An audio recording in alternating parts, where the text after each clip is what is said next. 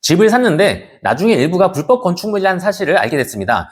철거명령 이행강제금이 나오고 거래 자체를 다시 생각해야 할 상황입니다. 만약 지금 살고 계신 집도 불법이라면, 그리고 그걸 이제서야 알게 된다면 이럴 땐 계약을 없던 일로 돌릴 수 있을까요? 지금 그 기준을 정확하게 알려드리겠습니다. 불법인지 모르고 건물을 매수한 경우에 나중에 복구 공사비가 수천만 원이 되고, 공사를 안 하면 이행강제금이 매년 발생합니다. 심한 경우에는 건물 구조 전체가 바뀌는 경우도 있습니다. 매수인은 처음 보고 판단한 집과 전혀 다른 집을 얻게 되는 것입니다. 그래서 많은 분들이 묻는 질문이 있습니다. 이거 계약 취소할 수 있을까요? 가능합니다. 하지만 아무 경우에나 되는 건 아닙니다. 실제 취소가 인정된 판례를 기준으로 보면 다음 요소들이 중요합니다. 첫째, 불법 건축 부분의 비율이 상당하다. 전체 면적 대비 15% 이상은 된다. 둘째, 단순 확장이 아니라 구조 자체를 바꾸는 중축이다. 예를 들어서 벽과 지붕까지 새로 만들어서 주거 안정성과 적합성이 저하될 우려가 있다. 셋째, 처음 봤던 집과 실질적으로 다르다. 넷째, 철거와 이행강제금이 발생할 것이 명백하다. 이 요소들이 많이 포함되어 있을수록, 그리고 각 요새 정도가 클수록 법원에서 계약 취소를 인정할 가능성이 높아집니다. 참고로 단순히 발코니 바닥만 할장하는 수준은 취소가 거의 인정되지는 않습니다. 그리고 중요한 쟁점이 하나 더 있습니다. 계약 당시에 매수인이 불법인 것을 몰랐는가 또는 알 수 없었는가. 매수인이 불법인 것을 알았다고 평가가 되면 계약을 취소할 수는 없습니다. 이에 관한 중요한 증거는 중개대상물 확인 설명서입니다. 중개대상물 확인 설명서에 위반 건축물 없음이라고 표시가 되어 있으면 위반 건축물인 것을 몰랐다는 강력한 증거가 됩니다. 또한 계약 당시에 매수인 측의 설명이 있었는지, 불법 구조물이 눈으로 봐도 바로 불법으로 티가 나는 정도가 아닌지 등 여러 가지가 다퉈질 수 있습니다. 눈으로 봐도 불법 중축한 것이 명백한 경우이거나 계약 당시를 기준으로 매도인이 불법 부분을 고지했다는 것이 명백한 경우에는 취소가 어렵습니다. 따라서 불법 건축물 매매 해제의 경우에는 크게 두 가지로 정리됩니다. 모르고 샀느냐, 불법의 정도가 크냐,